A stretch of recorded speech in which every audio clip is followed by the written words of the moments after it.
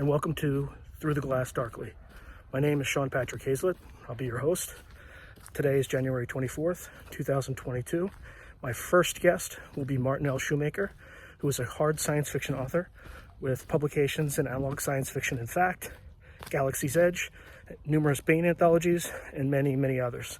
He is a Nebula-nominated author, and he's written several novels, including Today I Am Carrie.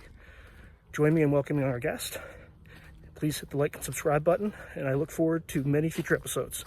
See you soon.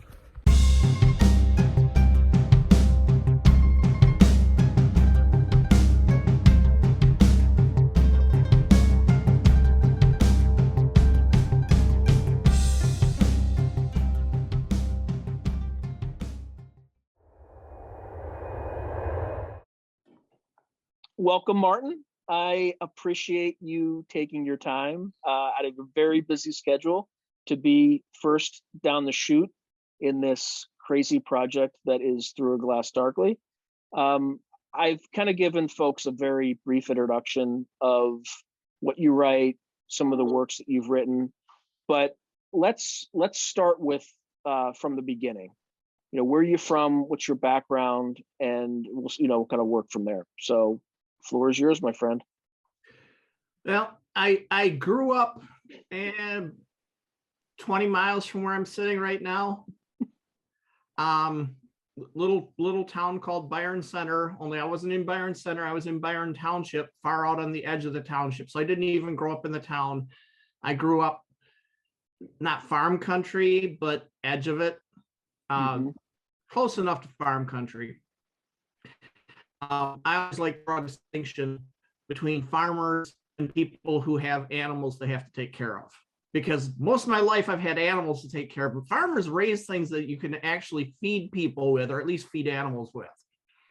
So, and when you say raise animals to take care of, are you talking about standard domestic animals like dogs? Or are you talking about like chickens and cats? We had chickens for a while. We had a couple of cattle. I have friends who are in the dairy and beef cattle business. And so we would get beef from them. But one time mom and dad got it into their heads that they wanted to raise a cow on the property and get the beef that way. And that worked once. And then the second time, when mom found herself chased up a tree by a young bull, that was when she decided that this was something for the professionals.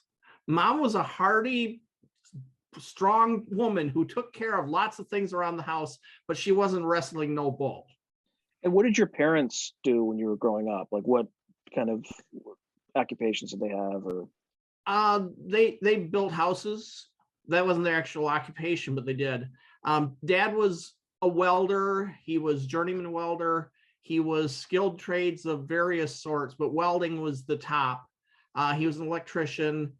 And he and mom, up until this house that I'm sitting in now, which I bought from the estate, they built most of the houses we ever lived in. When they got married, they bought a house that had been in Dad's family. It didn't count as a centennial farm because it had like 5 years where it was out of the family. They bought this really old farmhouse and lived in there before they had any kids, lived in there, and immediately started building a house across the driveway from it. Okay. So that at the point where they had now starting to grow in family, but it was going to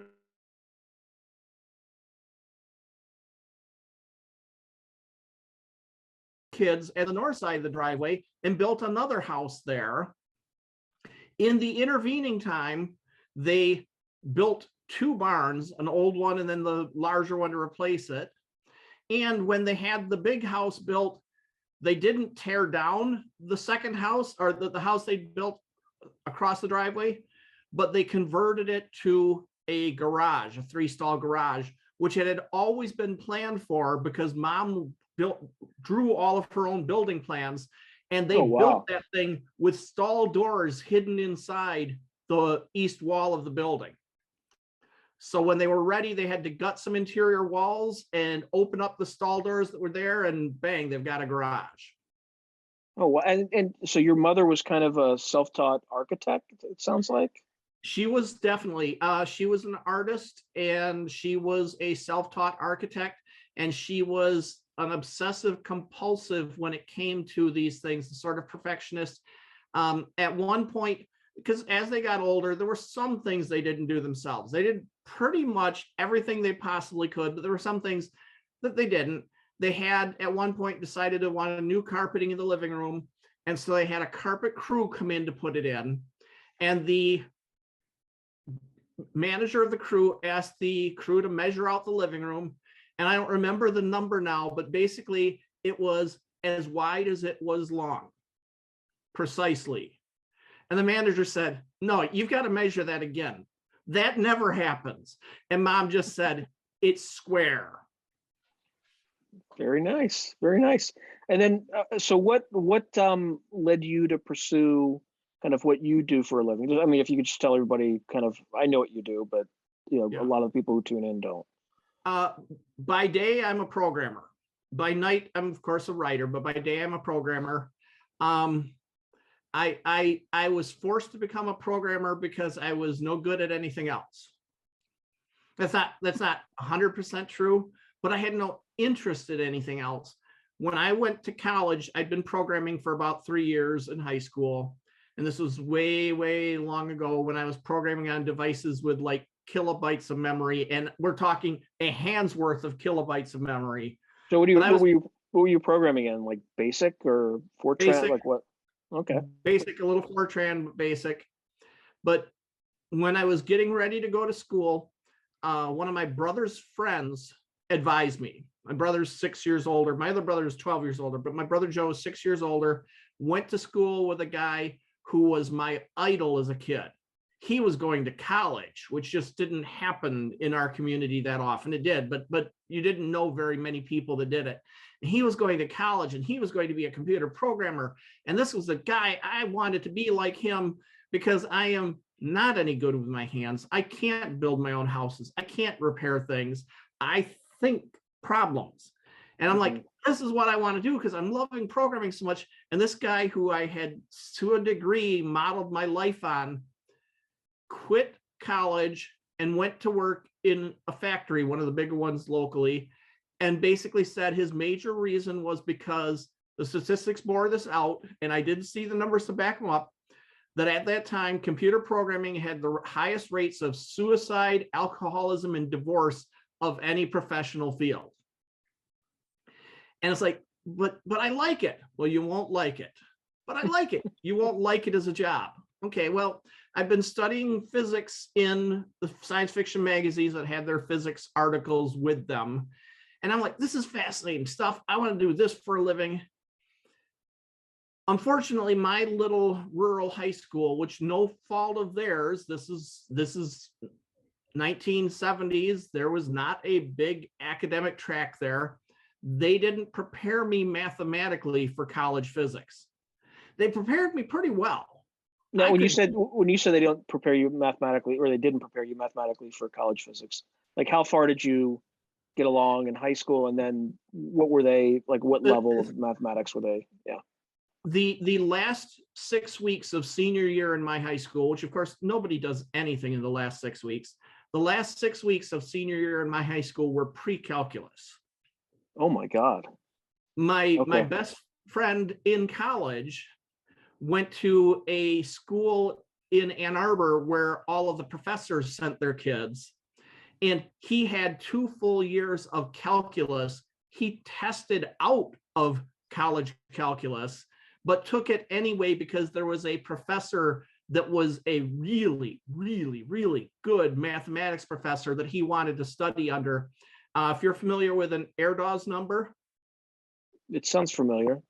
Erdős is how close you are in terms of collaborative papers with Paul Erdős, one of the top mathematicians of the 20th century.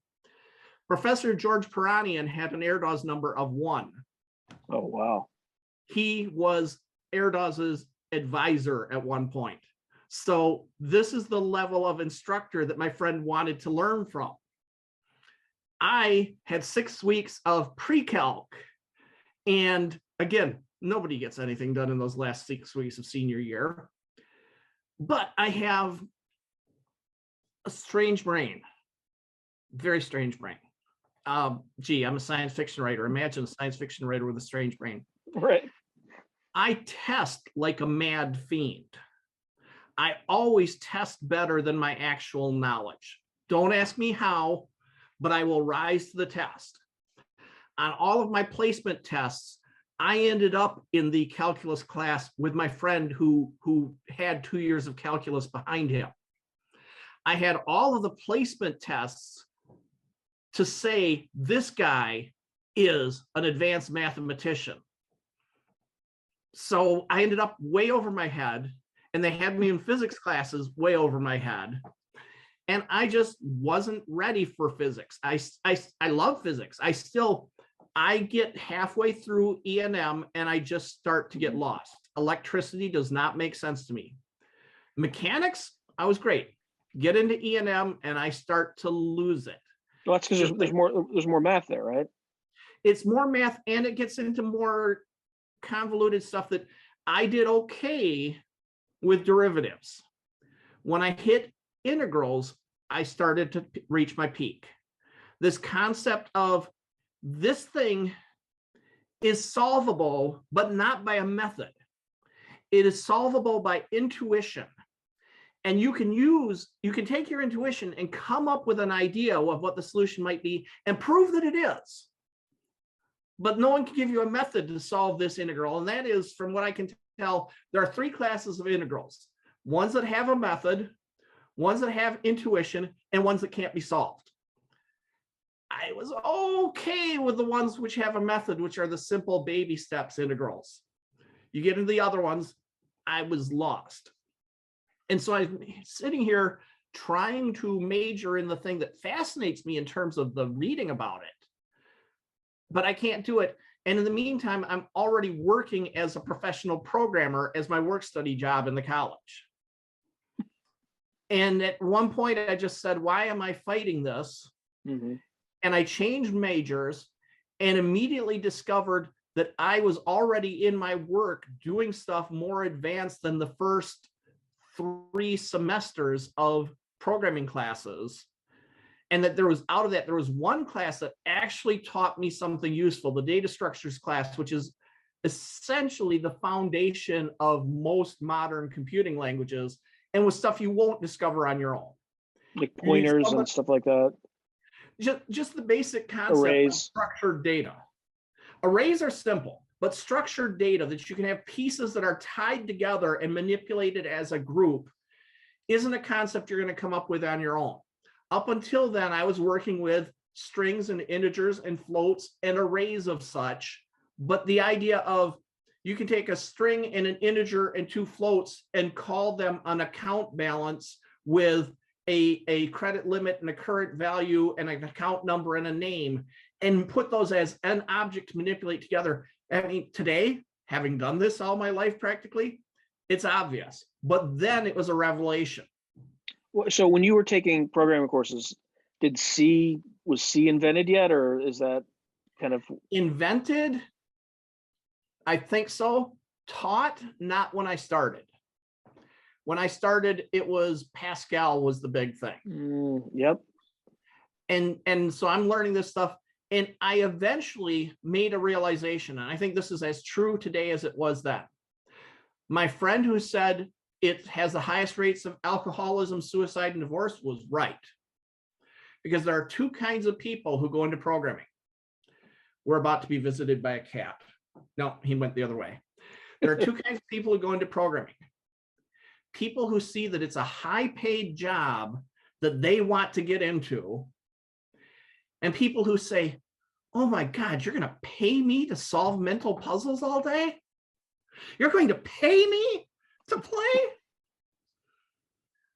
The first kind finds that it's horrendously frustrating.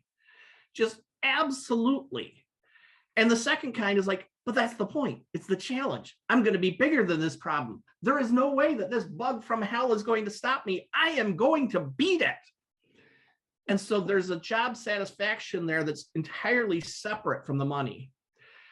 Fred Brooks, an early pioneer in the sort of theory of programming, the more academic managerial theory, he said that, and I'll let the doctors and other people argue about this if they want, but in Brooks's essays, he said that programming at the large scale is the single most complex intellectual endeavor of humanity.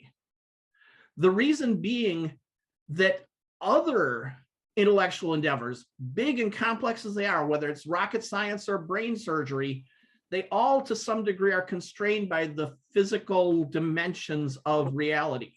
Mm-hmm. That this neuron is next to this neuron, which is next to this neuron, which is attached to this optic nerve, which is attached to this brain or this eye, this retina.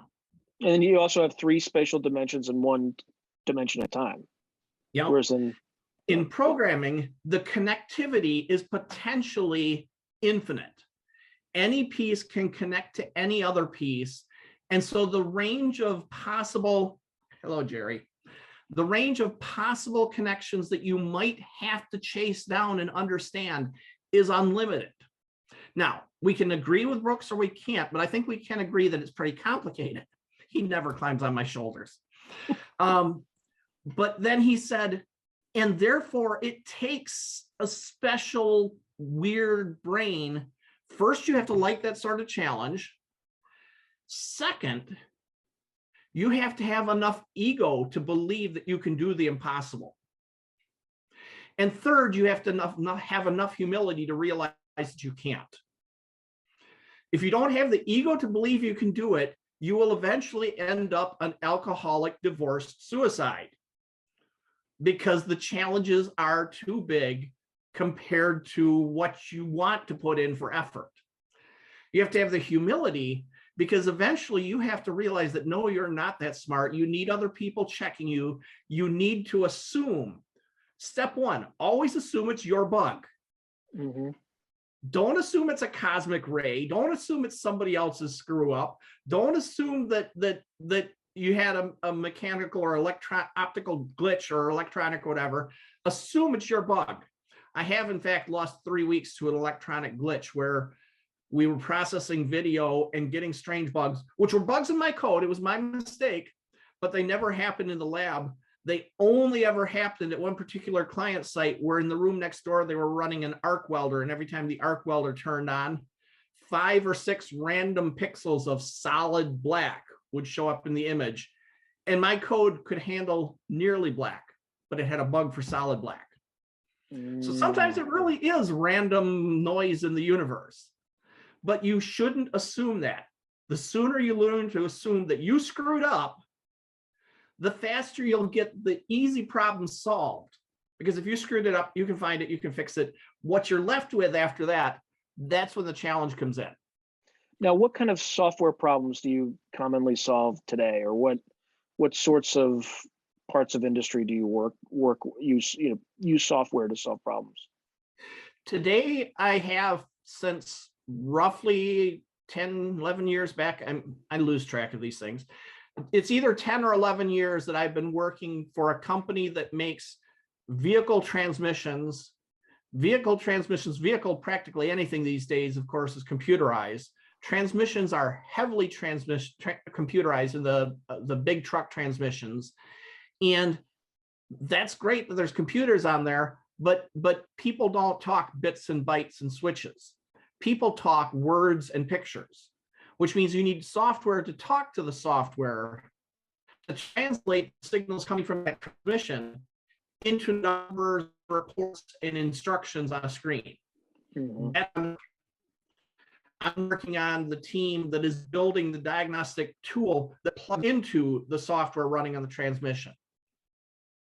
And so the basic problems I am dealing with are, okay, I'll say this, and I'm joking cynically, but the basic problems I'm running into are people don't know what they want. Okay, that's not the real technical problem, but that is the real. No. That's a real world technical problem, and it's not just in software programming. Yeah, it drives me not, especially when I lead, like when I lead an organization, I'm very clear about what I want, because nothing causes more just wasted time, effort, and energy when you are not clear about what you want. And the problem is, they don't, like, a lot of times people don't know what they want, and they're just like, well, just figure it out, but anyway, sorry, I didn't. Keep going. That is a common problem. It's very difficult. That actually leads to us in the software development world with not even a methodology. They don't say it's a methodology. It's really a philosophy called agile development. And if I were to sum it up very simply, it's anybody who tells you what they want 2 years from now is wrong. Anybody who tells you what they want 2 weeks from now is probably pretty close. So when you have like scrums and stuff like that, or what are they called? That's the wrong. That's the wrong. I'm sorry for all you agile people out there, but if that's what you're calling agile, you're wrong. That is a way of implementing agile, but agile is about deliver a small chunk of functionality and learn from them. And there's actually, if you look up the Agile Manifesto, this was the original conference group that came up with the term agile development, and they have 4 principles, and I don't have them off the top of my head right now, but one of them is basically working software over documentation, because you learn more when you run the working software. So working software over comprehensive documentation, because if you have working software, somebody can say, no, that's not what I want. If you have lots of words and pictures on a page, they're not sure it's not what they want. There's communications over contracts and stuff. But one of the biggest one is, and I'm butchering these, look up the website, but one of them is that processes are not agile. The right processes are agile, but saying this tool is agile tends to get you back into the concept of the process is the golden thing. And it's like, no. So yes, agile teams often use Scrum. That doesn't mean that unagile teams don't often use Scrum. Many, many, many unagile teams think they're doing agile because they're using Scrum.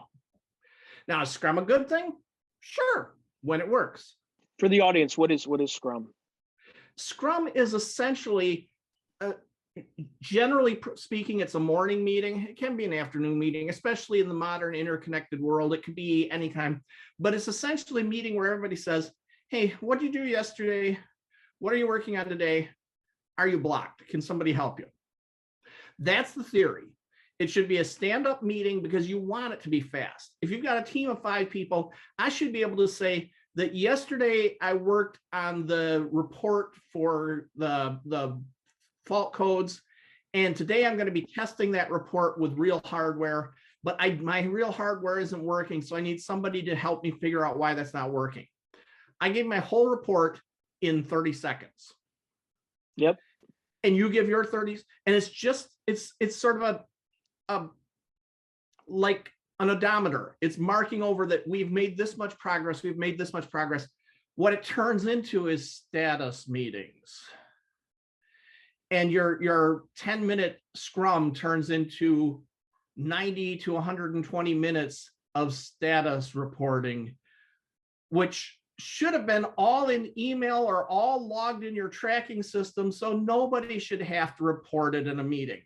The purpose of this meeting is essentially sync us up for the day. And who needs help? Do they use slides for those status meetings? Oh God. That's when you know it's not working. It's not really Scrum, right? So, but I got off on this agile sidetrack. But that is one advantage of agile, is you're supposed to be working on smaller chunks and figuring out over time, as opposed to trying to figure it all out at once. And so that is a technique. We're actually, It's like writing a story, right? Okay. Getting into the story side of things, I believe that I do what is known as agile writing. Okay, because very often I have no idea what I'm writing until I sit down to write it. let's talk about that. Let's talk about. I was going to start with your, what you write and why you write, but let's start with the writing piece first because of that segue about agile writing. What's your writing process and how does it feed into this agile writing, and what for some of the writers who would listen to this podcast and want to learn about your process, what kind of advice would you give them, knowing that what works for you might not work for everybody else? I am huge about tools, not rules. Anybody gives you the one true path to writing is lying or naive or trying to sell you something, which is why they're lying. Yep. It may be that they found a path which has worked for them once or twice, and so therefore they think everybody has to do this. Let me just take a digression, and you can edit it out when you're all done if you want. But this is a concept I like to explain with a metaphor. And we're not even on my process here. We're talking about processes. It's a metaphor that I first heard from Alistair Coburn in his book on agile software development. And he took it from somebody else, which I don't know who else it was, but they were talking about levels of learning, or levels of listening. I have adapted it to levels of learning, and he had 3 levels, and I have 4 because he missed the crucial one. Level 0, he missed. He talked about 1, 2, and 3, and way too many people are stuck in 0. And I'm going to, because it helps you remember it easier, I'm going to turn it into a travel metaphor, which is going to sound suspiciously familiar to anybody who's read The Hobbit, which is, I think, a fair number of your audience. Level 0. Well, to be clear, I don't have an audience yet, Martin. Yes, you do. We just haven't met them yet. Yeah, I'm trying to build it, but let's just to be clear. But go ahead. Yeah. The Hobbit. Level 0 is wandering. You are lost in these deep, dark woods and you want to get out. And if you see a mushroom, you're going to eat it because you're hungry and you hope it's not poison. If you see a stream, you're going to drink from it and hope that it's not enchanted and knocks you asleep because you're thirsty. If you see a light in the distance, you're going to go there because you're tired of being lost in these dark woods. When you're at level 0, wandering, anything has got to be better. Level 1 is following. A friendly wizard puts you on a path and says, follow this path. If you stay on this path and you only eat the following mushrooms and you don't drink from any of these streams and you follow this path, you will get to the other side of these woods. And to somebody who's been wandering, that sounds incredibly comfortable. It's like, finally, I have a way to get to a spot on the other side of the woods. But first, following it can be long and hard, and people sometimes fall off the path. That never happened to a bunch of dwarves, did it? Never once got fallen off the path. And then you're back to wandering. But second, it takes you to one place. And if that's not the one place you really need to go, well, you're out of the woods, but you've got your one true path. And way too many people advising or teaching on writing are at the level 1 place. They have their one true path. And some of them will get quite vehemently upset if you tell them that's not the only way. Because it is, and they're following it. And you are challenging their safety net. Level 2 is navigating. You know there are many paths through these woods. You have a map.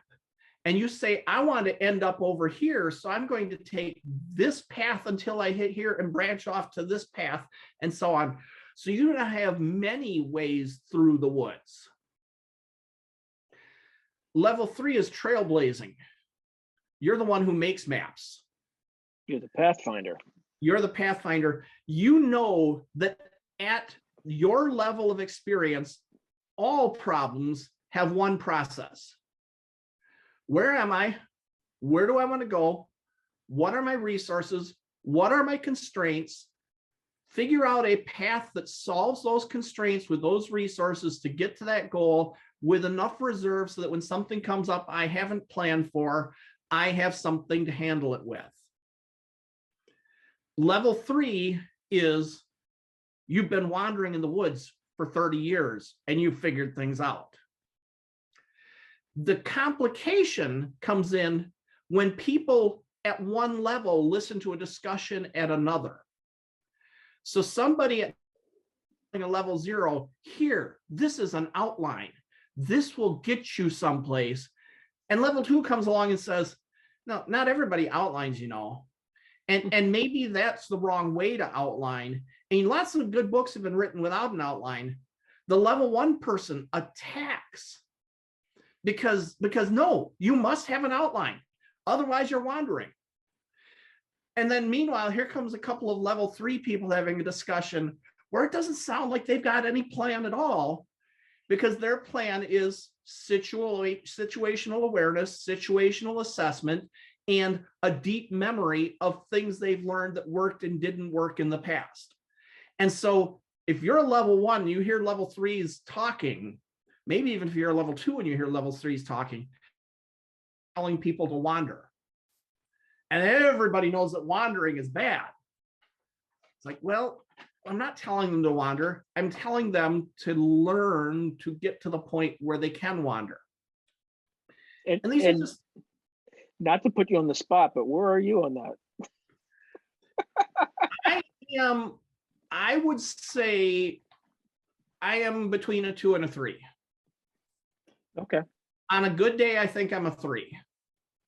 Because I'm constantly inventing new methods and trying them out and seeing how they work. So I feel like I don't know if I've got the experience to call myself a 3, but maybe I do. Dean Wesley Smith, who was one of my earliest writing instructors, would talk about a writing career and how in this business, essentially, if you've lasted 10 years in the business with producing and selling product for that long, you're no longer a newbie. That he said that most people never make it to the 10-year mark. And so if you've made the 10-year mark and you're still writing and you're still producing and you're still selling, you've accomplished something. That doesn't mean you won't have disasters coming. Mm-hmm. But you have crossed the threshold.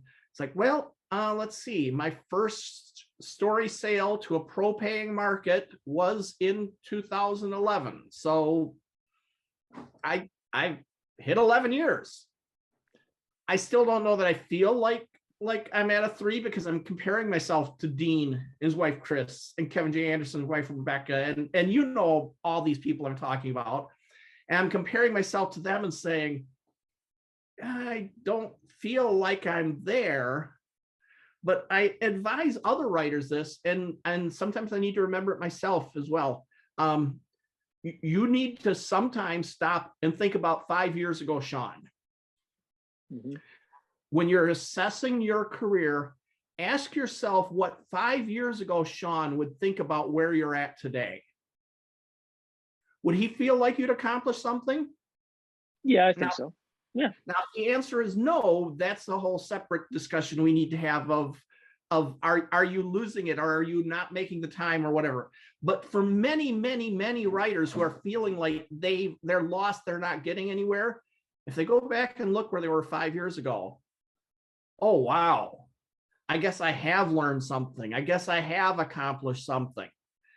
And I'm looking back at 5 years ago, me, and not having 3 published novels out there, one of them being the best-selling ebook for science fiction ebook on Amazon for the solid month of October 2019.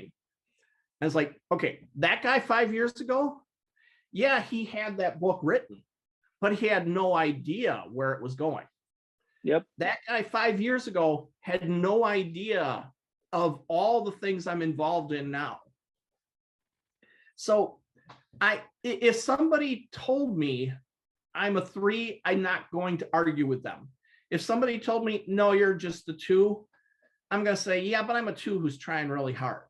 But I'm not going to argue with them either. To some degree, I don't think you can necessarily objectively assess this. But I mean, I am writing, very close, very close. I am writing a book on story modeling, which was written nearly 2 years ago now. And I'm dragging because there's a lot of editing work that has to go into it and everything. But I gave this, I gave a version of this book content in two sessions to David Wolverton's Apex writing group. Literally the last 2 sessions of his strategy group meeting before he passed away, he asked me to present this material, and he told me I did a great job and this was really valuable stuff for people to read. So that is, I mean, that's kind of level 3 work at that point, that I am showing people new techniques that I will say that some of what's in there, I don't think anybody in this industry is doing yet but me. Because they're techniques I took from my software world that I'd already been thinking in these methods for 20 years in software, that I started realizing that, hey, maybe I could, and then people laugh and say software isn't stories. It's like, well, okay, here's my day-to-day world in software. I have people who say they want things, but they really want something else. And I have to figure out what they really want and make it happen and think of what could go wrong and what we'll do about that. Mm-hmm. And in fiction, I have characters who have obvious visible needs or claims of needs, which really hide deeper surface requirements and goals that they have. They're deeper challenges. And I have to write the story of what happens when they pursue these and what goes wrong and how they deal with it. And all of a sudden, it's like, how different is software from fiction at some level? It's a problem-solving discipline, right? It's a problem-solving discipline. One big difference is in fiction, once I have settled on a path for how things are going to happen, I really only have to worry about that path. In software, today you wanted to clean the car. Tomorrow you wanted to clean the boat. I have to write the code for both. I have to look at every possible path in the software side. On the fiction side, I want to think about every possible path to find where the cool story is. But when I pick a path, I can set those others off to the side unless I find that, hey, they'll be useful later. Mm-hmm. So to that degree, software is more challenging because I have to successfully implement every path or cut off paths to say, we're not going to let you try this because we don't know how to make it work yet. In fiction, I need to find a path. So I am bringing to this Making Story Models book, which is also a workshop that I will be teaching through FireCon when they get it. It was postponed for David's death. When we get it set up again, I will be teaching this and I will have the book coming out. This is, a lot of it is based on my 20 years of software modeling, taking those techniques to story modeling, and then applying lessons that I learned from David, lessons that I've learned from all sorts of pros in the business, lessons that I've learned from Vonnegut. Big lessons from Vonnegut are a basis for maybe 30% of the book. Mm-hmm. And integrating these into a new way of modeling stories, which, going back to your original question of what my writing process is, very often I'm not modeling at all. Going back to my tools, not rules, my ultimate rule is do what works for this story right now. And if it's not working, do something else. Kipling, in the Neolithic age, there are 9 and 60 ways of constructing tribal lays, and every single one of them is right. You're doing the one that works. So my process in general is I have a session either on a treadmill or while driving, or even just sitting in a chair, but I'd rather be getting something done besides, where I dictate. And I dictate, roughly speaking, that'd be 3,000 words an hour, 50 words a minute. And what is generally the case is I don't know what I'm going to dictate, and I almost literally don't know what I'm dictating as I dictate it. I think there's some flow state going on there. Now, the question is, what am I dictating?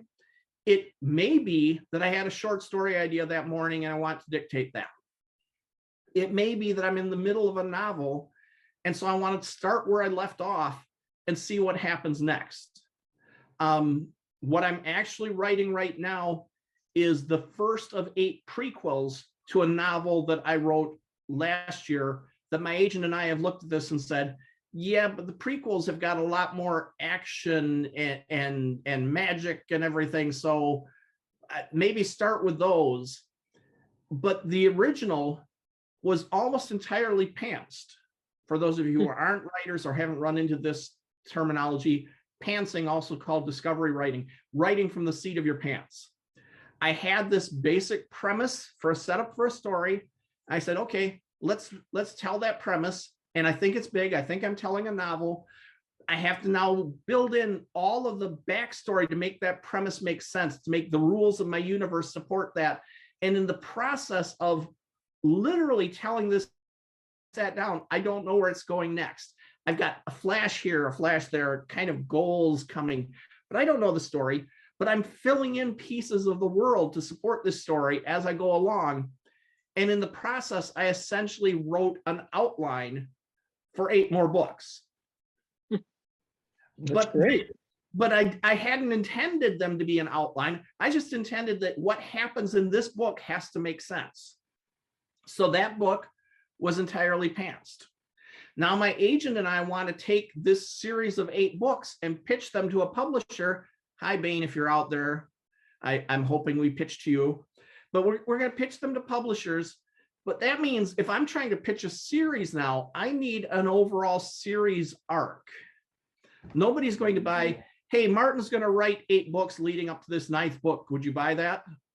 No. They need to see what's happening in the 20s, what's happening in the 30s, what's happening in the 40s, and see that there is some arc going on here and some change in the characters leading to some big thing, which ends with the book I've already written. And so for these books, I am doing more of a model, more of an outline ahead of time, enough for what I need. I wrote for the first book, I can't remember, 3, maybe 4 paragraphs of summary. And I knew from the 9th book, the first one written, I knew from the 9th book sort of what happened in that book. And I knew it's going to involve 2 characters who are in the 9th book. And it's going to involve when they met in the middle of each of them separately hunting down a supernatural menace. And when they eventually had their wedding day, when the real supernatural menace is going to destroy the world. And it's like, how do we, almost literally, how do we stop this and get to the church on time? I was like, okay, so I knew that was there. So I wrote 3 or 4 paragraphs to fill that in. And now I start dictating for that. And the dictation, I never know.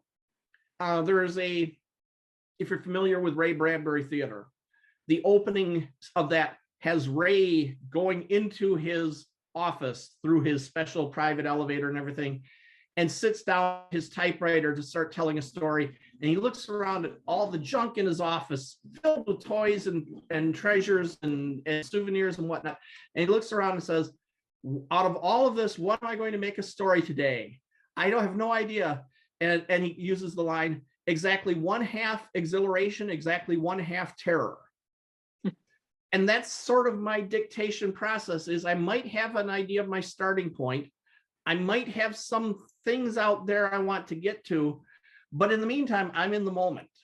And I've been distracted from this by teaching classes, by work, by the holidays, by Dave's death, by conventions, and just really, I need to get writing on this book. Yesterday, I was driving back from a convention on the east side of the state, over Novi area. My cord is just strained, and all of a sudden, I'm not charging anymore. Come on, give me charging. There we go. Over on the Novi area. So it was about a 2.5 hour drive back. It ended up being more like 3.5 because the first hour was in the middle of winter storm advisories and slide offs and everything else. But it's like, I am going to dictate. I have told myself I'm going to dictate on this trip home. I am going to dictate, and I don't care about the weather, which is an insane attitude to take, but I never claimed to be sane. I dictated 6,100 words on the way back from the convention yesterday. And the most productive period of that, because I broke it in segments, at 50 words per minute was the first hour when I was deep in the snowstorm. And I just, my mouth was going here, my brain was going here. Meanwhile, another part of my brain and my hands were, and my eyes were all on driving. And there's a point in there, and I actually posted about this on Facebook tonight. There is a point in there where the point of view character, first person protagonist, described the other lead characters insouciance. And it's like, okay, I have a decent vocabulary. It's not like I've never read that word before. I am almost 58 years old, and I'm sure I have never written nor spoken that word before. And I still haven't, but she has. When it came time for me in her voice to describe this character's behavior, insouciance was the word. Absolutely the perfect word. I was like, where did that come from? I don't know. You're channeling, Martin. You're channeling. Okay, here's my theory. And I have talked to some neuroscientists, so I think that it's probably got some truth to it, even though I don't have any data or anything to really back it up. But my theory is that human beings have this thing called empathy. I know it's an amazing concept that humans have empathy. I have empathy for the cat who just fell. that part of empathy involves pathways in our brains that can relate to what other people are experiencing. And in fact, this is something they mentioned called mirror neurons. That you can have, the classic example is a monkey experiment where they've got them hooked up for some sort of functional MRI scan, and watch what happens when the monkey grabs the ball, and there's a whole bunch of neurons that fire, and they map what those are. And then they map what happens when the monkey watches you grab the ball. And some of them stay dark, but some of them light up just as exactly as if the monkey had grabbed the ball. That there are parts of the brain, especially the primate brain, that recognize similarity between you and the other. And that's a well-founded neuroscience. My out there theory is that this leads into empathy, the ability to essentially see myself as you for a while. Mm-hmm. And I think that authors have a little more of that, a little more empathic distancing, that for a while we are becoming the character. Now, this sounds like something pathological. If it becomes too much of that, you're into multiple personality stuff. And yeah, that is exactly what's the possibility, that there are sort of stable nodes within your pathways. And if you veer too far, you might land up in a different stable node. So my theory is that as authors, especially the more we do it with practice, we do to some degree become our characters when we're thinking through a story on their behalf. There may be an author who has never had a character do something that wasn't what the author wanted, but it's really what I hear from most of us is, at some point, the character just said, I wouldn't do that. That's not me. because you have built in your head this little empathic model of that character, and you're starting to understand that character's personality and choices and goals, and you're trying to make it do one that's not on the path. So once you kind of do this dictation, you have 6,000 words of just like, 2 hours of just, I don't want to say verbal diarrhea, but I'm sure it's amazing stuff. But how do you get that into Word or whatever word processing software that you use? Do you use some sort of dictation software? Do you have somebody transcribe it for you? Like, how do you handle that? There are two answers. One is the preferred method, which is Dragon Naturally Speaking Professional 15. You can skip the 15. You could go with an earlier version. You cannot, for me, you cannot skip the Professional. You cannot use the much cheaper Home, because Home, and I'm a loyal Dragon fan, loyal Nuance customer. I love their tools, and I hate this because I'm a Windows programmer. I know how this stuff works under the hood. Mm-hmm. Home will only transcribe from the microphone as you're speaking. Professional will transcribe from a recorded audio file. Mm. And I know under the hood, in terms of implementation, there's no difference. The recorded audio file is an input stream. The microphone is an input stream. If anything, the microphone is the harder one because you could be potentially dealing with more interference and possible speed ups and slow downs in the processing and everything. Whereas the recorded audio is done. But they charge, I don't want to say twice as much, but a significant premium for professional. And it's under the hood, it's the same code. I'm sorry, they would have to convince me otherwise. They would have to show me their code for me to believe otherwise, because I've written audio processing software and it's the same. What do? Just remove a filter, some filters on the Home version?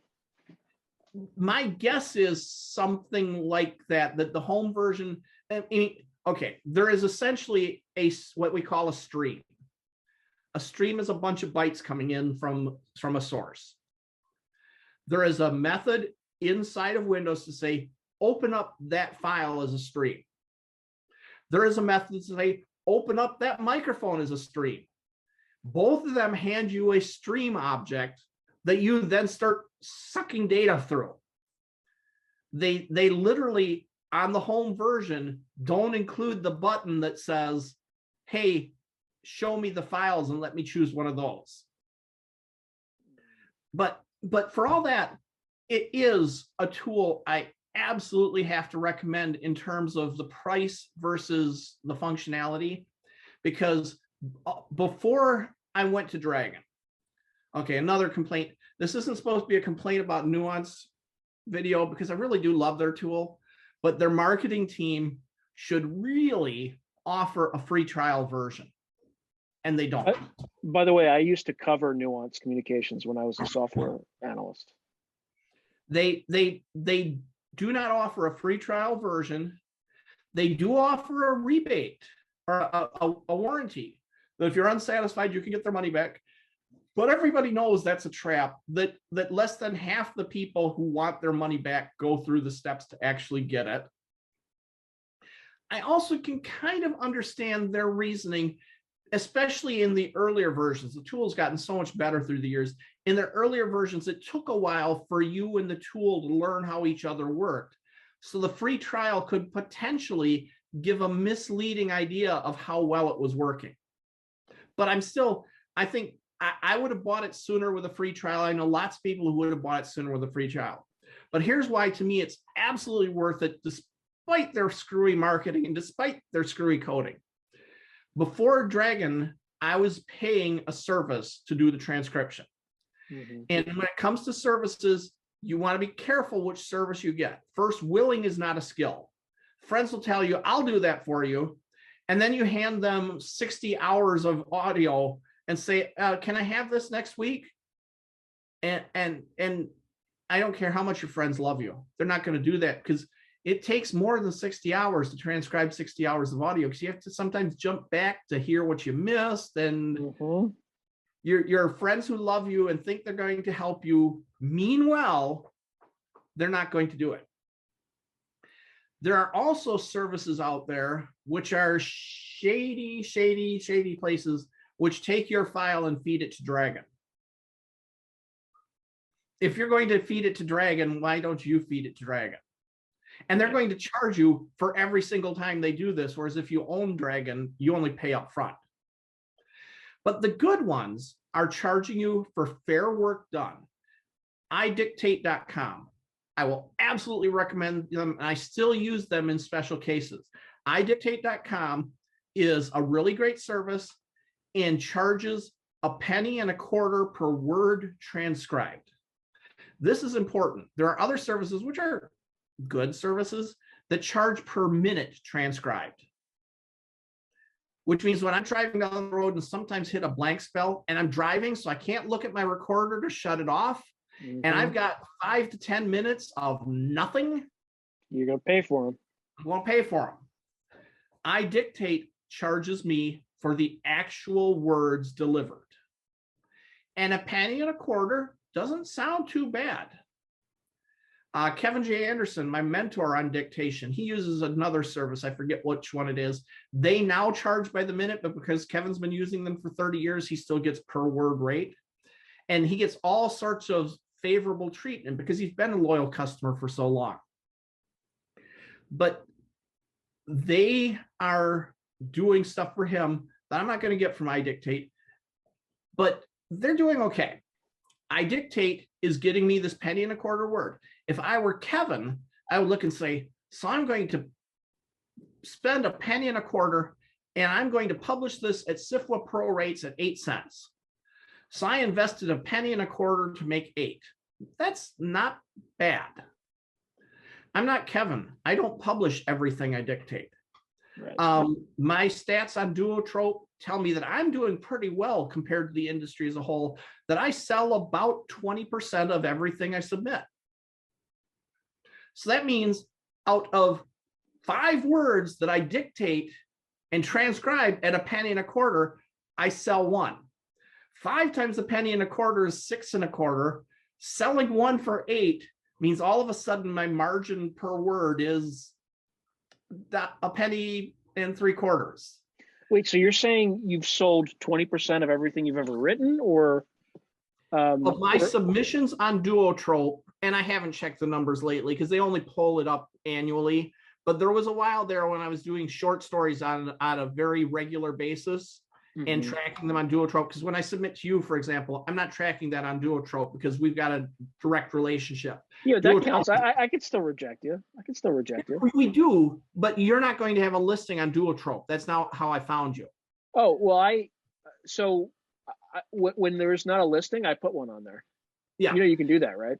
I know I can, but I'm too lazy. I'm interacting with you directly.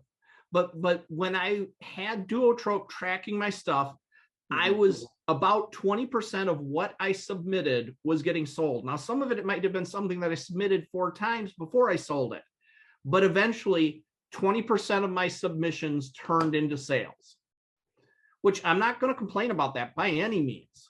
But you're not submitting anything that's lower than pro rate though, right? Right.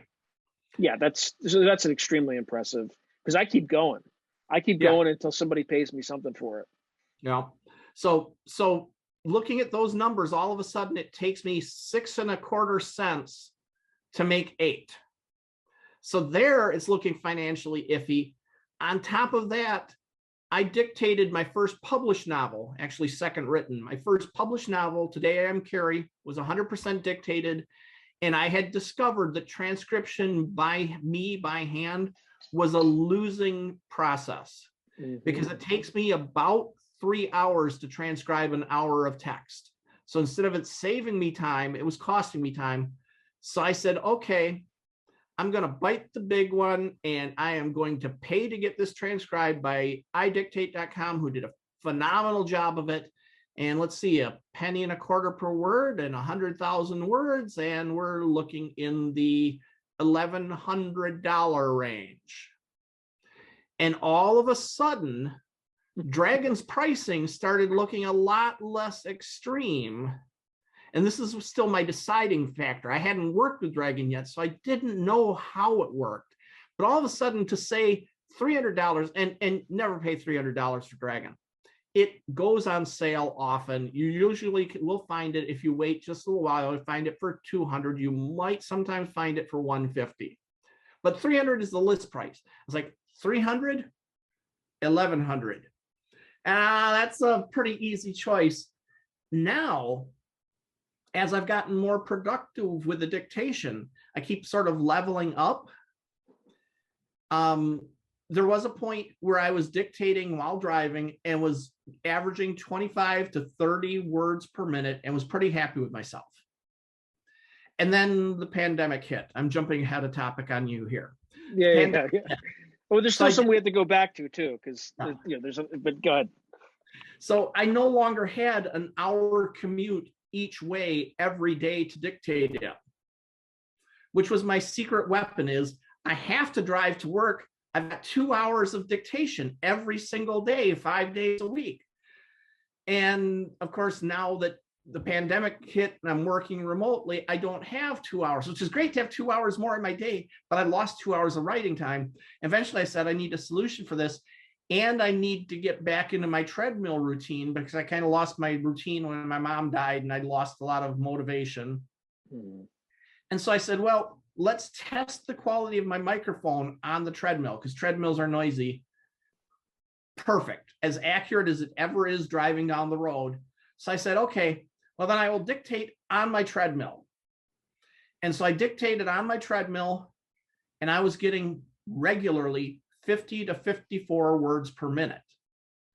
My thinking is, well, of course, because if I'm on the treadmill, I don't have to worry about Bambi running out in front of me. I have now hit in my driving career 7 deer, and I don't hold the family record. Michigan's bad for car deer collisions. So I don't have to worry about Bambi jumping out in front of me. I don't have to worry about the other drivers. I don't have to worry about stop signs and stopping for gas and everything. All I have to do is walk and talk. And the amazing thing I discovered is when I am talking, telling a story, I don't notice the effort on the treadmill. So I can go 15% grade for 90 minutes. And at the end of it, if I'm stuck, still going in the stories, idea won't let go. I keep going. And I'm doing this at 50 words per minute, where I was 30 on the driving. So I've got 50 words per minute. So I'm thinking this was a great improvement. When I drove back from that convention yesterday, I was at 50 words per minute, 45 to 50. So apparently I've trained my brain yet again to a new level of productivity. So that means that yesterday, 6,100 words at a penny and a quarter a minute.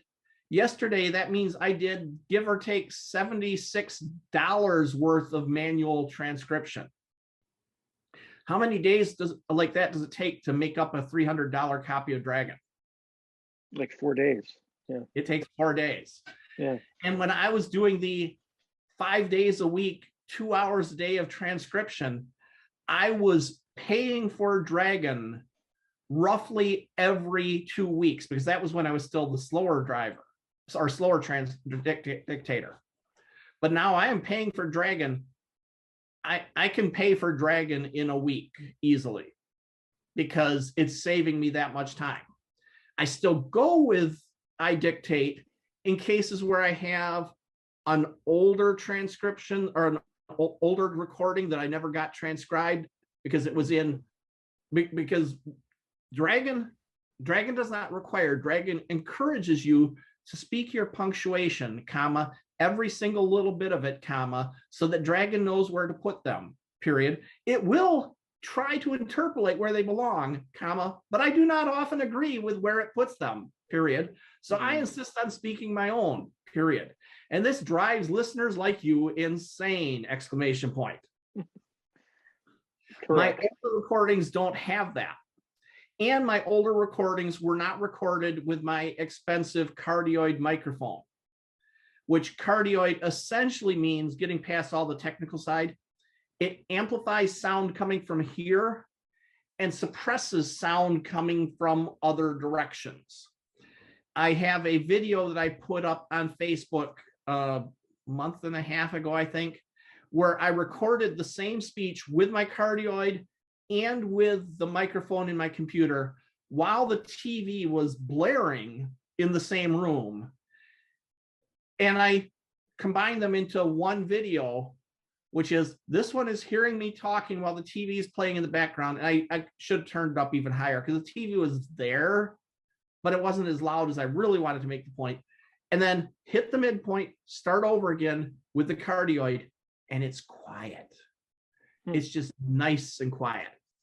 So I've got these recordings that were before Dragon, before me speaking punctuation, before the cardioid microphone, and I've got, I want to say 40 to 50 hours of these, either novellas or possibly novels, since I'm not sure what rate I was dictating at. Mm-hmm. Slowly, I dictate to transcribe those because humans do better with noisy recordings than Dragon ever will. Yeah, fair enough. What other things in the pandemic, for better or for worse, and it's not just your writing, like influenced your life, things like that? I've become a hermit. I want you all to come visit me because I don't want to go visit anybody. And why is that? Is that's not based on fear or anything? It's just you just got used to it, right? I've gotten used to it. I mean, path of least resistance. I always preferred telecommuting when the company would let me, which they did when I was having health issues and so on. But I never objected to the idea of drive into the office. But if they're going to let me stay home, I will. Now it's, well, you must stay home. Gosh, break my heart. And it's just, it's become inertia. I'm in my spot. I have my cats, which this is the first time in my life that I have ever been the sole caretaker for cats. And so it's a new experience for me and I'm enjoying it and I miss them. I just went away for 2 nights to a convention and I missed my boys so much. And I got home and I petted them for an hour. It was so good to have my cats back. And I won't say that's a pandemic effect, but it occurred during the pandemic that I got these cats and raised them from 9 weeks. And now they own me and own the house and everything. So would it have been different if I were in and out of the house more?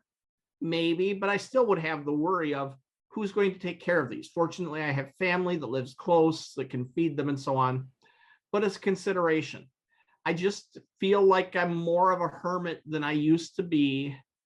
And it's a weird tension because I want to see you so bad.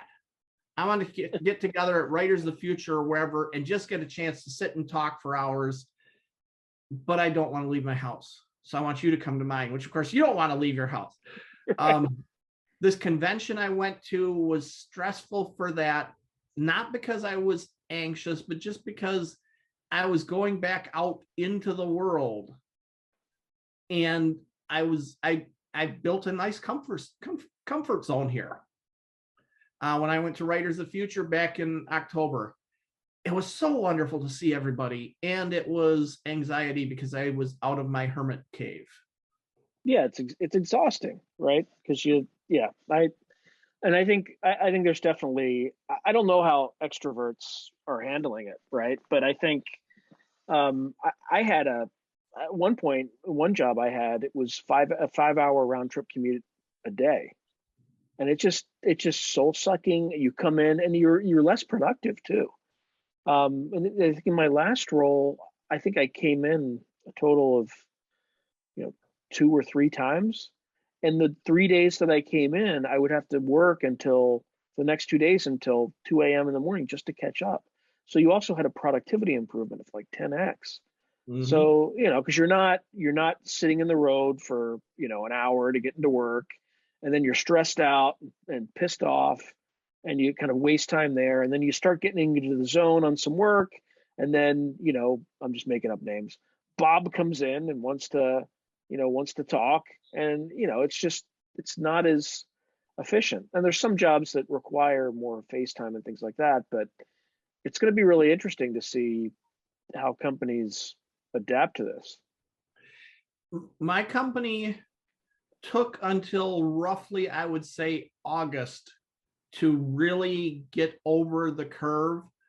Right around August of that first year, we started seeing that we were more productive on the whole than we had been in the office.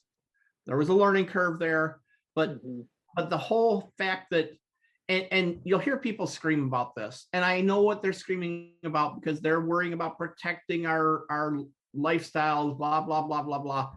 But there is a power to being 30 seconds away from my work computer anytime I need to get something done. And if I put in long hours, it's my choice. Nobody is making me do it.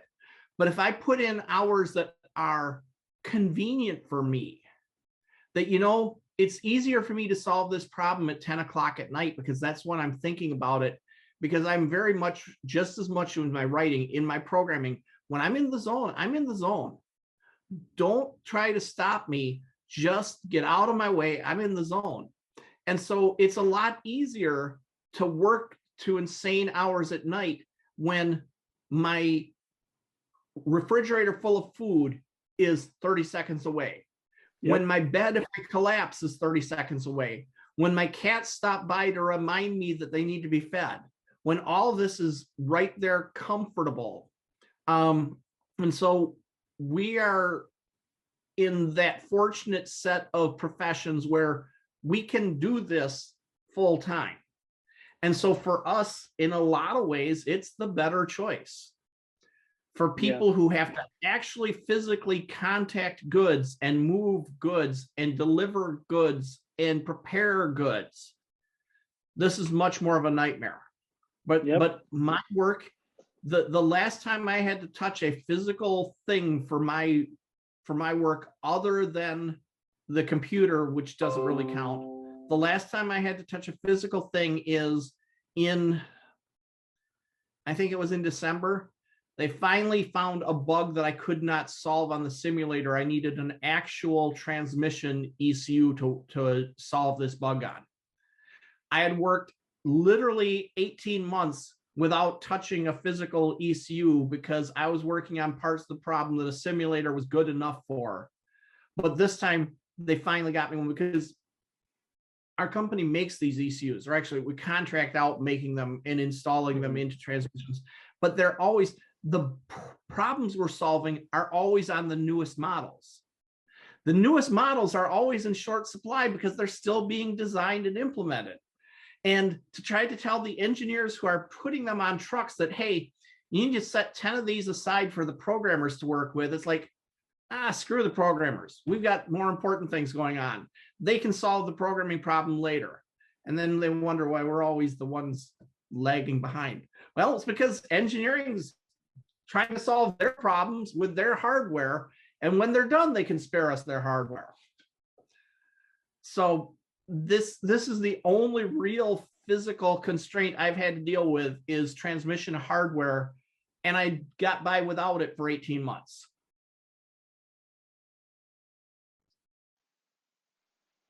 Can you hear me? Yeah. Okay. Now, what about, let's kind of go backward a little bit in terms of kind of the areas that I want to talk about. What would you say your writing influences are? Or who are your writing influences? That's a complicated question because it requires me to actually think about how I write, which is sort of a big blind spot for me. You're familiar with the Centipedes Dilemma? No. It was a poem written, I think, late 19th century, which has become a psychological field of study, actually. And I will never remember the exact rhyme, but the basic gist of the story is a centipede is walking down the road and somebody, let's say it was the frog, asks her how she keeps all those feet straight when she's walking. And she thinks about the answer and falls by the side of the road because she can't do it anymore by thinking about it. It has basically stopped her. And this is a well-studied psychological phenomenon now, that when you reach a certain level of proficiency with a skill, thinking about doing it is more trouble than doing it. Fair enough. And that you have mastered this basic thing, and now it's, what do I want to do with it? And so when I think about my writing influences, that makes me think about my writing style and my writing techniques, and to try things that I'm sort of feeling like the centipede if I think about them too much. But I can tell you inspirations. I'm not sure I can tell you influences, but I can tell you inspirations. Two of the biggest and first are two that are a lot less known today, because they were big in the 70s, and we've talked about one of them, Sumtao Sukaritko, and the other was Barry Longyear. And both of them started in Asimov's in the early years of the magazine, when I was this close to a charter subscriber. I missed the first two issues. And reading these two with phenomenal mind-stretching stories from Sumtao with the Eastern influence and the philosophy, and then from Barry with the very humanistic, but also humorous and down-to-earth approach. Both of them were telling good stories, but suddenly it sunk through my 13-year-old brain that these guys had never written anything that had been published before. That these guys, these were their first stories. And suddenly I realized that people have first stories. And you know, when you're 13, this is a revelation. I mean, I've been seeing Asimov and Heinlein and Crichton and Ellison and who all on my shelves or the library shelves for the longest time and everything, but they were always there. Here are these two who had to begin somewhere. And that idea that, well, if you have to begin, I can begin. And so those two were big inspirations to me to say, I want to try this. And I'm happy to be still reading their stuff today. Some of it I've got to catch up on, because that was back in the era where if you missed it, you missed it. This is all pre-Amazon, pre-internet. If you missed it, you missed it. So I just now, well, in the past 3 months, read Sumtao's Starship and Haiku, which I believe was his first novel, or maybe his second after Mall World. I'm reading Mall World now. Mall World started as a bunch of short stories, many of which were in Asimov. So I read some of those, right, but missed others of them. So I'm catching up on his stuff, catching up on Barry's stuff, and saying, wow, yes, these were the stories that had me motivated back then. So those two were big. And then I ought to mention Asimov, Heinlein, Clark, et cetera, Zelazny, et cetera, all of whom were obviously big influences on me.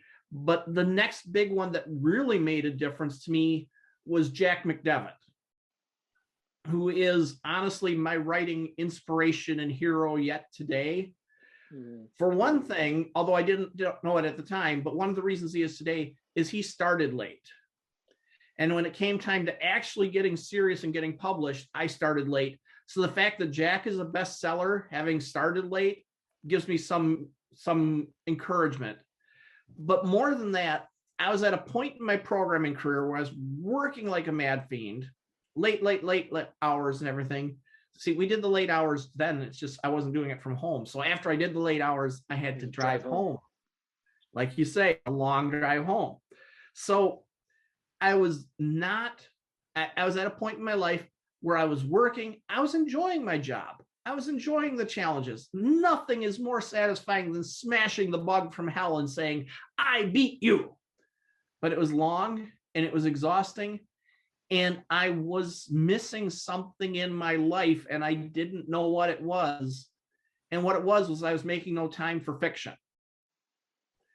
And I it's not like I had zero fiction in my life, but essentially pretty close to it because I had all this busy stuff going on. And there was a bookstore near the office I was working in. And I was going through there one point and like essentially looking for old reliables, the Asimovs, the Heinleins, or whatever that I knew. And I see this book with this picture of a guy in some sort of a fighter helmet and a starship in the background behind him. And it's A Talent for War by this guy named McDevitt. And I said, you know, blurb sounds interesting. I'm going to buy it. And I read it. And it's not just that all of a sudden I was rebaptized in fiction. It's, I think, one of the best books I have ever read. I won't call it hard science fiction because I think once you get to the point of interstellar travel and everything, you're past hard science fiction. You're into space opera, regardless of how you call it. So it's a space opera with a very hard science fiction approach to it, that when I hit the gimmick at the end, the big mystery that everybody was trying to discover, I'm like, whoa, that makes sense. I get that. And suddenly I'm realizing that I missed fiction. And it wasn't long after that, as I start getting back into reading, that I'm like, I miss writing it.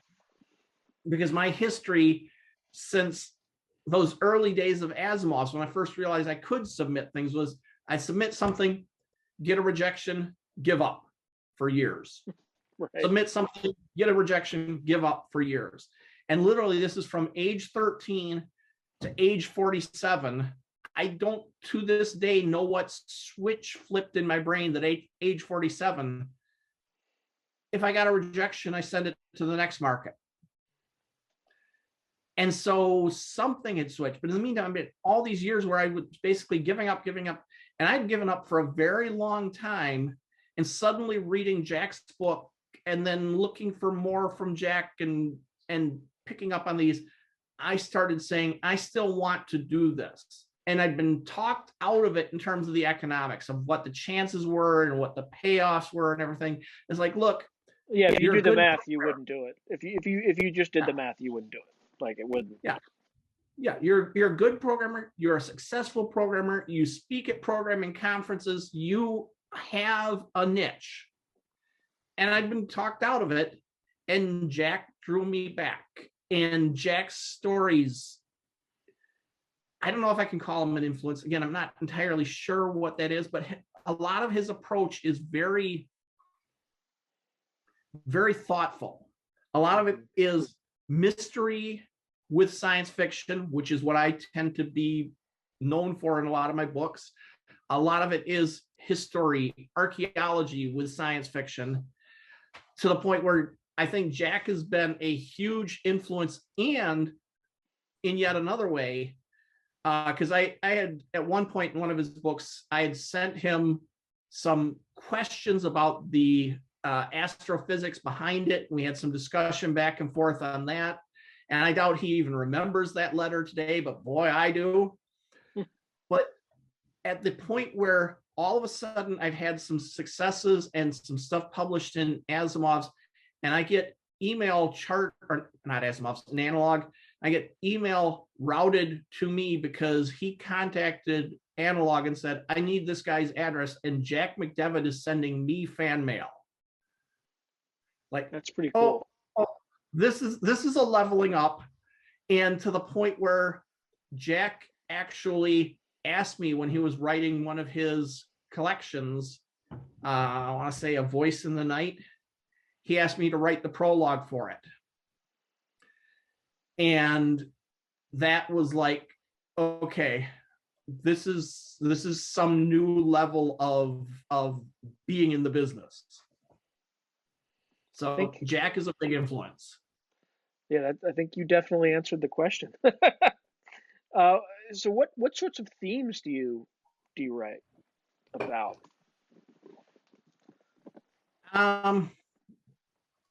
That's a tricky one. Again, a Centipedes Dilemma sort of thing. I'm not 100% sure what theme really even is. But I think I have identified a common theme in a lot of my work, and I don't know if any reader sees it as a theme. But I kind of feel like a big theme for me is identity. That I have this basic principle that you own practically nothing in this life. Almost anything can be taken away from you. Everything eventually will. But one of the few things you own is identity. And I see my characters in many different stories. Part of their process in the story is becoming someone that maybe they thought they were supposed to be, maybe they didn't know they were, but becoming someone that they weren't before. And so and it's weird because I can point to lots of my successful stories where that's not there on the surface. But then I go and think, well, is it though? My Writers of Future story, Unrefined. Basic premise for those who haven't read it, which is, of course, lots of people. Nobody can keep up with the whole field. But the premise is there is this dynamic leader of a space colony, the industrialist who financed the whole thing, put together all the deals, made the thing happen. And he is the driving force for this whole city in space. And early in the story, he finds evidence of sabotage to their station, but in the process of finding evidence gets killed. And his second in command tries to rescue him, barely gets out with his own life.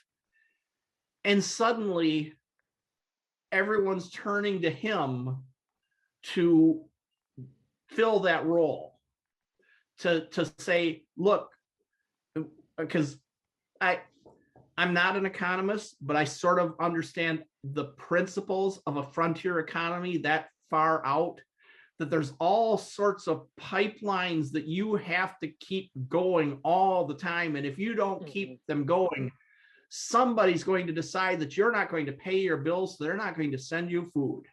Yeah, just look at Hawaii and diesel fuel. Hawaii and diesel fuel. That there reaches a point where if you look like a bad credit risk, people start cutting their losses. And when you're out in space, you don't have a beach to sit on to sit there and breathe in the air and get fish out of the water and try to figure out what to do next. You have to solve the problem now. So it seems like a sabotage story, a problem-solving story, a puzzle-solving story. But in the end, it's about this guy, Sam, having to learn that he has what it takes to be the boss. That is the final piece he was missing, that he was used to being the second in command, the executive officer, the guy who made things happen when somebody else gave the directive. And he is having to learn that, no, starting today, you are the one giving the directives, and you'd better figure out how to do that. So it was about his identity. Today I Am Paul, the Nebula-nominated short story that became my novel, Today I Am Carrie, was all about an android whose superpower was essentially it could become people. That an Alzheimer's patient who imagined her family was visiting, the android could become them. And so it was, again, Centipedes Dilemma. If you think about these things, can you do them? The story was done and sold and out there before I realized it was essentially the story of my mother-in-law's last year of life. That it was so much of what the patient going through was what she went through, and what the android was doing. And don't tell anybody. This was entirely accidental. I didn't know I was doing it. You planned it from the beginning, from the moment you sat down. I pantsed that story in an hour drive to work. Wow. I had an opening line, and that was it. But what the android was essentially doing in the course of that story was a perfect, neutral, non-judgmental observer for every person in the family and how the grandmother's disease was affecting them. To become you, to pretend to be you in her presence, it has to understand you. It has to understand what you're afraid of. It has to understand that you're exhausted because this has been going on so long. It has to understand the stresses in your life that are making you irritable. And at the same time, because she's its patient, it has to try to be as kind to her as possible, including maybe even kindness you wouldn't deliver, because you're not constrained by health programming and such, but it is. So sometimes it has to choose, is it going to be faithfully you or nearly faithfully you, but more supportive of constrained, her. Constrained you or something, right? And the exploration of this, and as it sees the world through each of these characters, lets you see for every one of them how the disease affects the whole family. But none of these characters are being judged. They are all being sympathetically explored. And that, I think, is why that story hit for so many people, because so many of them could see themselves in one of these characters in the story. So the android was basically assuming identities to explore them. The book became largely about the android discovering what its own identity was. And I'm saying, Larry Niven likes to say that science fiction is in conversation with itself, which is a very poetic way of saying, yes, every idea has been done before, but you're going to do it different, partly informed by what came before. I have read plenty of Asimov robots. I have seen all of the Data episodes of Star Trek. I have seen the Bicentennial Man, the movie, which had little or nothing to do with the Bicentennial Man, the original story, which also had little or nothing to do with the novel, which I think was adapted by Silverberg. And I'm not saying the novel was bad, but it was different. Every one of these was different. I did not want to retell the android wants to be a human, the Pinocchio story. I wanted to tell something different. And so never in the book is Carrie wanting to become human. Carrie does learn that it has wants, but so much of its wants are built into this nature of it was originally designed as a medical care device. So most of what it wants is for the people in its life to not have pain where it's avoidable. Mm-hmm. And at a certain point in the book, even to say, I need purpose. And the youngest child has gotten married and moved out, and the parents are doing okay. And it's like, I need purpose. It needs a job. It goes out and becomes a worker at a memory impairment clinic, taking care of people there because that's what it was originally programmed and trained for. So it's a chance for it to go out. In the process, it is creating this new identity that before it was assigned this job. Now it is choosing this job. It is becoming an important part of this facility. The whole book is Carrie's identity evolving and the family story around that. So I think identity is behind a lot of my stories if you dig deeply enough. There's a scene in Superman, Last Son of Krypton, which is one of my favorite books and a very early influence, where something has gone wrong in the broadcast, and Clark Kent, when they finally get back fixed, looks straight at the TV audience and says, you know, when these sort of things happen, we always say, we're sorry for technical difficulties. when what we really mean is somebody screwed up. And we really are sorry, but we're calling it technical difficulties because we're trying to pretend it's nobody's fault. Well, we screwed up. Now, in this case, it really was technical difficulties. But yeah, a little bit. it just means technology isn't perfect. Yeah, I know. Anyway. The next question I was going to have is for folks who are brand new to you. Number one, what sorts of stories do you write? For the most part. And then number two, where can they start? What books and works should they check out? Well, like all of us, I have a lot of variety. A lot of things appeal to me. The story tells me what it's going to be. Mm-hmm. But my big preference is a term I've been trying to get the whole industry to use, and they never will. They've all got their own ideas for the term. But I call it Neo-Apollo. Stories that are like the Apollo age, but the next generation on the frontier. Mm-hmm. With all of the, gee, can we do this? What are the challenges? What are the risks? Sometimes people are going to die.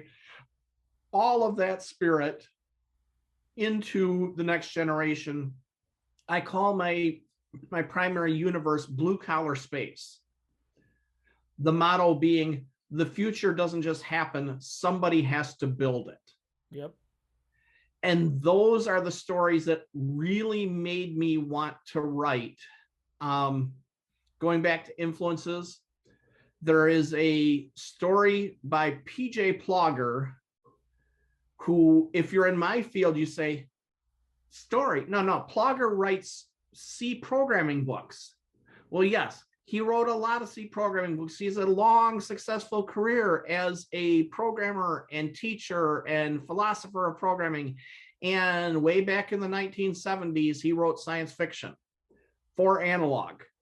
And there was a book called The Analog Annual, which was Analog's attempt to do a book-sized anthology once a year. They published one of them. But in there is a story by Plogger called Fighting Madness. And I swear, every time I write a story today, I am writing Fighting Madness at some level. Because it was in the sort of echoes of the Apollo era. It was nuts and bolts, hard science fiction stories with real characters involved in real complicated conflicts, which partly got solved because of the science. And to this day, it's one of my favorite stories ever. And I think it came out in 1974.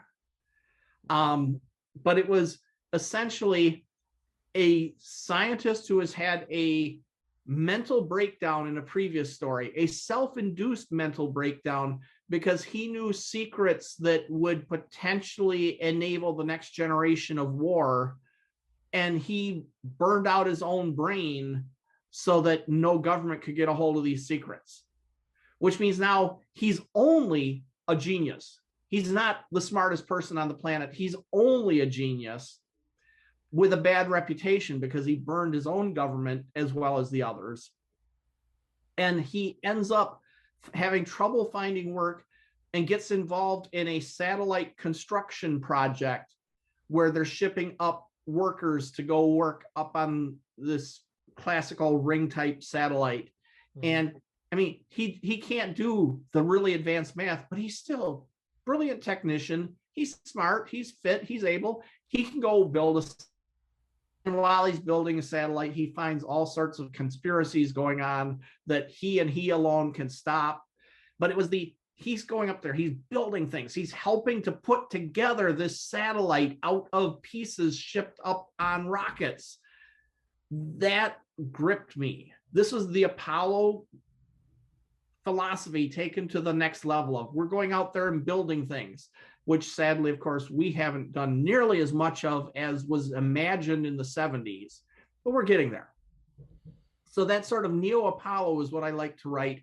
My blue collar space collection is a collection of stories of people living and working and dying and loving and laughing on that frontier. frontier way out there. This is the frontier over our heads or on the planet next door and so on.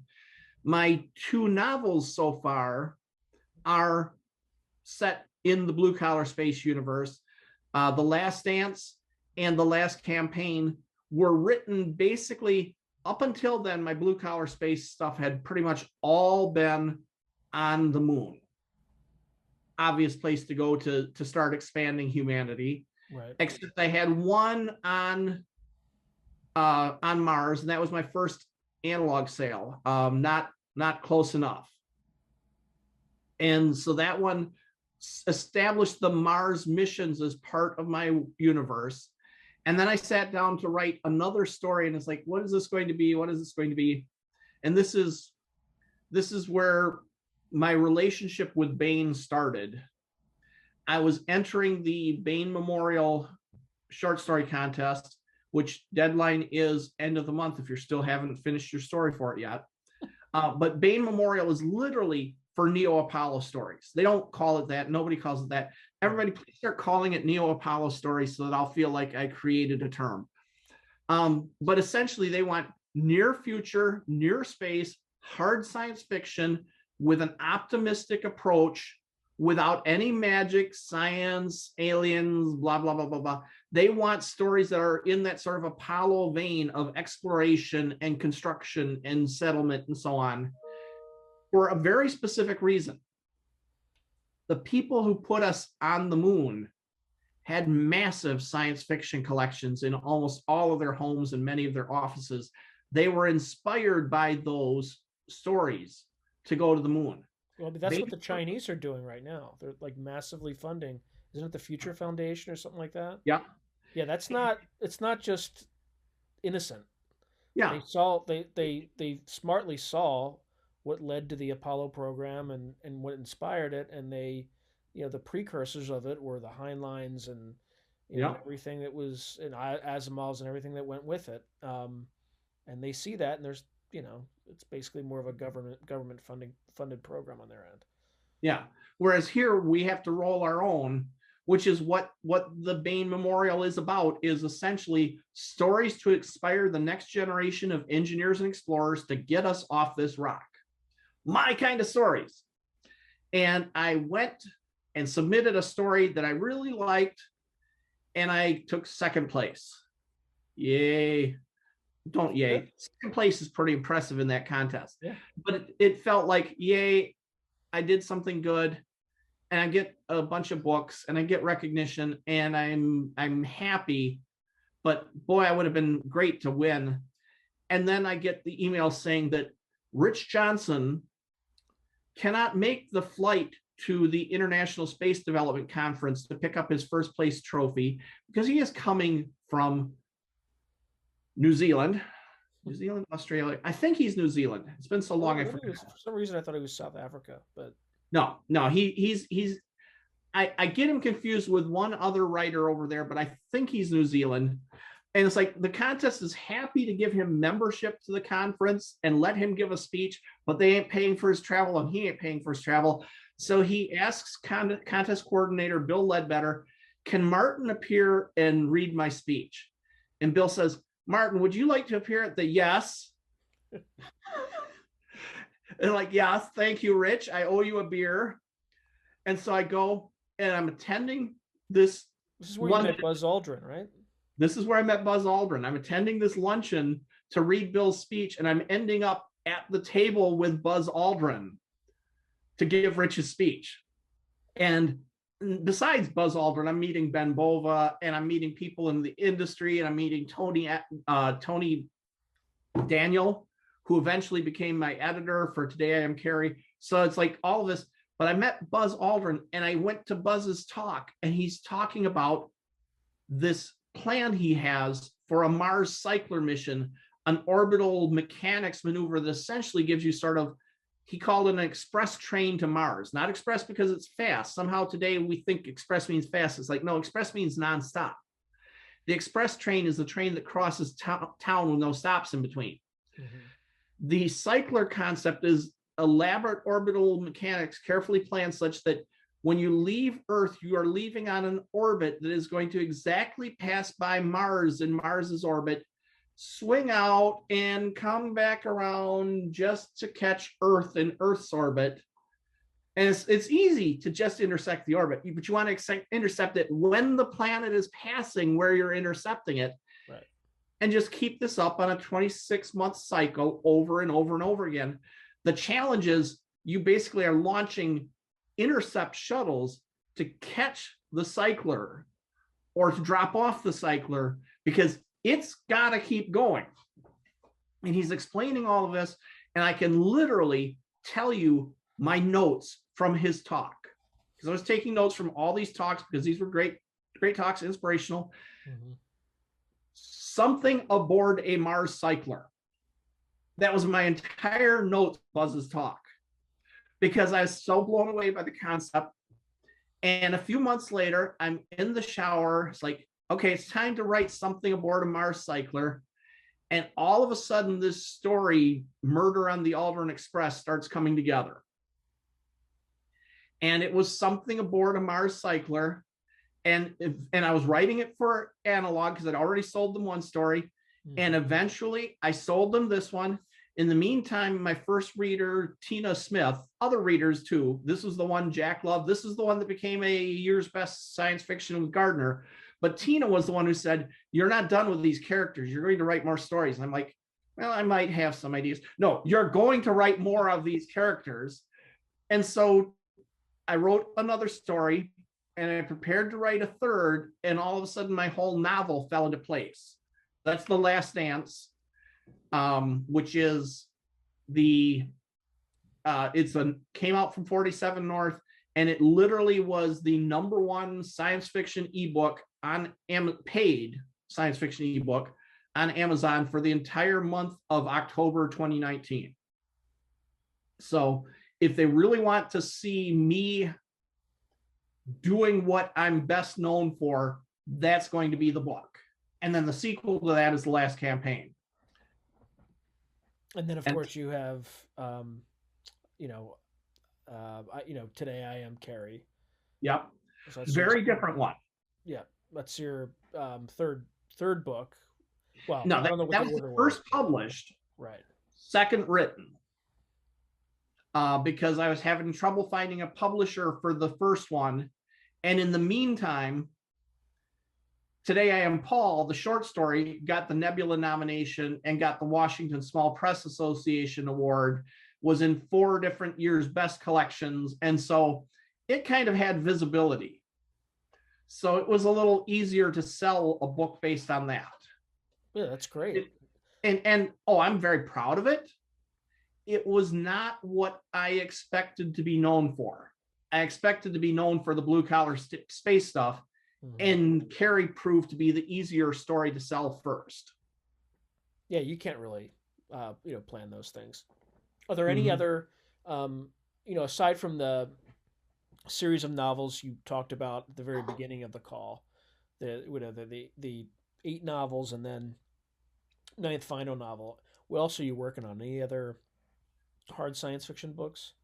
I have got at least 3 sort of in the back burner that I'm trying to find the story in them. I sort of know the grand sweep, but I don't have the story. One of them you're very familiar with because readers are going to see a chunk of it in March. A Line in the Stars, which is my contribution to the Weird World War IV. We talked about early on that was a novel-sized idea, and you told me to squeeze it into 5,000 words, and I cursed your name to the darkness. And I pulled it off, but there's a novel's worth of backstory that I very cleverly compressed into flashbacks and remarks and so on. But I think if you read that carefully, there's a whole novel there. Well, get to it. Get started on that one. And then also to mention, you also contributed the Ouroboros arrangement in Weird World War III. And then again, for folks who don't know, for folks who don't know who I am or who Martin is, I edited 2 anthologies for Baen. The first was Weird World War III. The second is World War IV. I won't go into it. You can check it out on Amazon or wherever any books are sold. But Martin contributed to both.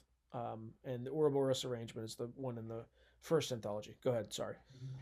And that one has novel potential too. We've talked about that too. And that is going to be one incredibly hard novel to write. If I pull it off, it will be remembered, because spoiler alert for people who haven't read the original story yet, but without a lot of spoilers. But essentially, it's about a guy who discovers and keeps rediscovering that something out there has the power to rewrite history, specifically to rewrite it so that it itself cannot be discovered, but must come to exist.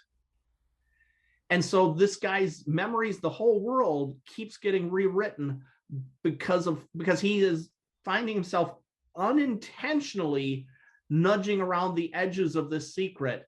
Eventually, it should reach a point where the rewrites are not perfect enough, and he starts seeing clues that can't be rewritten, and has to be heading towards this future conflict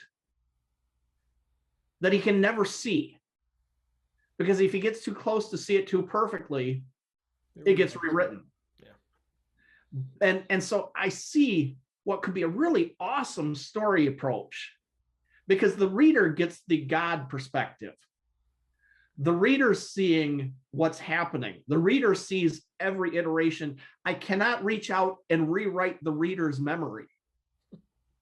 So the reader will know things that the character is only glimpsing, but I want to write it in a way that those glimpses get more and more concrete until he gets close enough to have to start deciding what he's going to do about this thing that, if he approaches it wrong, he gets rewritten. All right, with that, Martin, I think we went for 2 hours. I told you, getting me to talk is easy. It's getting me to shut up that's the hard part. Oh no, I can do that. But okay, before we end, I think the last thing I want to leave readers with is, if they want to find you, where's your website, Twitter, Facebook, etc. Where can they find you? Website is shoemaker.space. Simple, just .space, not .space.com or anything like that, just .space. A mistake I made, which I do it again just because I'm cantankerous, but it was a mistake. When the .space domains were first announced that they were coming, I said, what could be better for a hard science fiction writer than to have your name .space as a domain? The problem is we've had nearly 20 years now of people being trained that all URLs end in .com. There's even software that's trained that way. Oh, there's way too much software. I'm a programmer. You know how you tell if an email is valid? You say, operating system, tell me, is this email valid? The operating system libraries get updated every quarter to 6 months to a year. So if the rules change, the operating system changes. But no, people are writing their own email validators, and they think that .space is not valid. And .space has been valid since, I believe, 2016. I will tell people shoemaker.space, and they will add a .com at the end, where space.com is a really wonderful science space journalism site with lots of great articles, and they have no clue who I am. So when you try to go to shoemaker.space.com, you get not a 404 error, page not found. So shoemaker.space, I'm easy to find there. And Martin L. Shoemaker, this is the Barry Longyear influence. I've broken the habit now, but early in his writing career, it was always Barry B. Longyear. Barry B. Longyear, not just Barry Longyear, Barry B. Longyear. And it was always Arthur C. Clarke and Robert A. Heinlein. And by golly, if I was going to have a writing career, I was going to use my middle initial. And now Barry doesn't try, because he's discovered something that took me a long time to discover, which is they forget. People forget. And I can't hold it against them. I don't think of you as Sean Q. Hazlett. You're just Sean. I don't even know what the initial is. That's the point. Who's going to remember my middle initial? But that's my brand now.